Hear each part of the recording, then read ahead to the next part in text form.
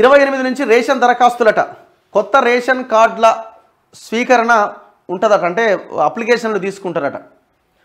మీ సేవ ద్వారా స్వీకరిస్తారట. గ్రామ బస్తీ సభల ద్వారా కార్డుదారులను ఎంపిక చేస్తారట. రాష్ట్రంలో కొత్త రేషన్ కార్డుల జారీ ప్రక్రియ త్వరలో ప్రారంభం కాబోతున్నది. ఈ నెల 28వ తేదీ నుంచి దరఖాస్తులు ఆహ్వానించేందుకు రాష్ట్ర ప్రభుత్వం సన్నద్ధమవుతోంది. మీ సేవ ద్వారా ఆన్లైన్లో దరఖాస్తులు తీసుకోబోతున్నట్టుగా తెలిసింది. అర్హుల ఎంపిక ప్రక్రియను క్షేత్రస్థాయిలోనే చేపట్టేందుకు ప్రణాళికలు రూపొందిస్తున్నారు. అవసరమైన పత్రాలతో ఆన్లైన్లో దరఖాస్తు చేశాక వీటి పరిశీలన మొదలవుతుంది. రాష్ట్ర వ్యాప్తంగా ఇప్పుడు దాదాపు 90 లక్షల రేషన్ కార్డులు ఉన్నాయట. ఇందులో జాతీయ ఆహార భద్రతా చట్టం కింద జారీ చేసిన కార్డులు 54.39 లక్షలైతే రాష్ట్ర ఆహార భద్రత కార్డులు 35.59 లక్షలు.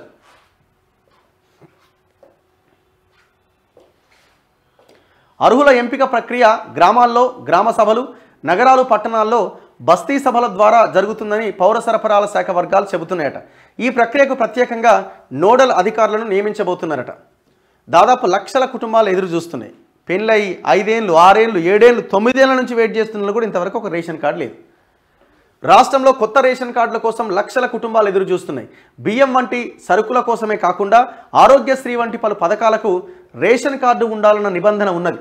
ఆరోగ్యశ్రీ పరిమితిని రాష్ట్ర ప్రభుత్వం ఇటీవలే 5 నుంచి 10 లక్షలకు పెంచింది. అర్హత కలిగినప్పటికీ అనేక కుటుంబాలు రేషన్ కార్డులు లేక ప్రభుత్వ పథకాలకు సంబంధించి లబ్ధి పొందలేకపోతున్నాయి. రేషన్ కార్డులో పేరున్న ప్రతి వ్యక్తికి 6 కిలోల చొప్పున బియ్యం అందుతున్నాయి. హైదరాబాద్లో గోధుమలు కూడా ఇస్తున్నారు. గతంలో కిలో బియ్యం రూపాయికే ఇవ్వగా కోవిడ్ ప్రభావం నేపథ్యంలో 3 ఏళ్లుగా ఉచితంగానే బియ్యం ఇస్తున్నారు. ఇది కేంద్రం ఇస్తున్నది. అన్నపూర్ణ, అంత్యోదయ యోజన కార్డులు ఉన్నవారికి నెలకు కిలో చక్కెర ఇస్తున్నారు. అయితే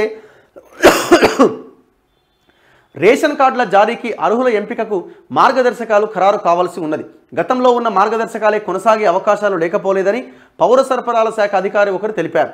ప్రతిపాదనలు ప్రభుత్వానికి చేరాయని, కొత్త రేషన్ కార్డులకు అర్హుల ఎంపిక గ్రామ బస్తీ సభల్లోనే జరుగుతుందని అధికారులు చెబుతున్నారట.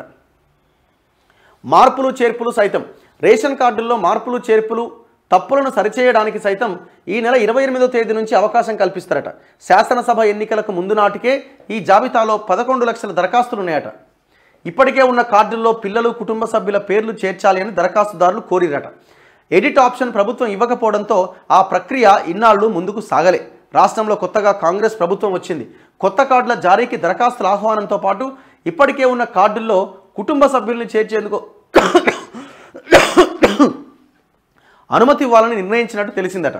11 లక్షల దరఖాస్తులకు సంబంధించి 15.87 లక్షల మంది పేర్లను ఆహార భద్రతా కార్డుల్లో చేరాలని ఇప్పటికే దరఖాస్తులు వచ్చినాయట.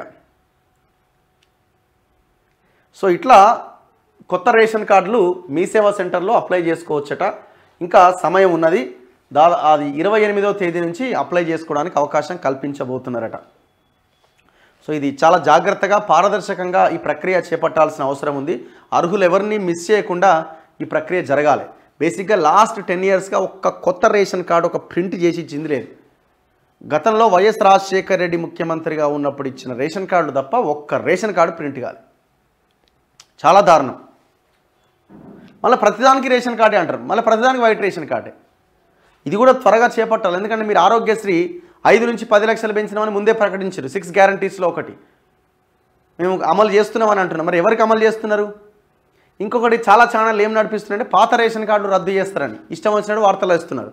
వాళ్ళు ఏమంటున్నారు, పాత రేషన్ కార్డులో ఏమైనా ఎడిట్ చేసే ఉంటే వాటిని కూడా సవరిస్తామని చెప్తున్నారు. కొత్త వాళ్ళకి కొత్తవి డిస్ట్రిబ్యూట్ చేస్తున్నామంటున్నారు. మరి పాత వాళ్ళలో కొంత ఫైనాన్షియల్గా బలంగా ఉన్నవాళ్ళు దానికి కూడా రకరకాల గైడ్ లైన్స్ ఉంటాయి. కారు ఉండొద్దని, ఇన్ని ఎకరాల భూమి ఉండాలని, ఇట్లా రకరకాలుగా ఉండే అవకాశం ఉంది. లేదా అందరికి ఇస్తారా? అందరికి ఇచ్చే అవకాశం అయితే ఉండకపోవచ్చు. అందుకే ఈ గ్రామ బస్తీ సభలు ఏర్పాటు చేసి నిర్ణయించేది కూడా దానికోసమే.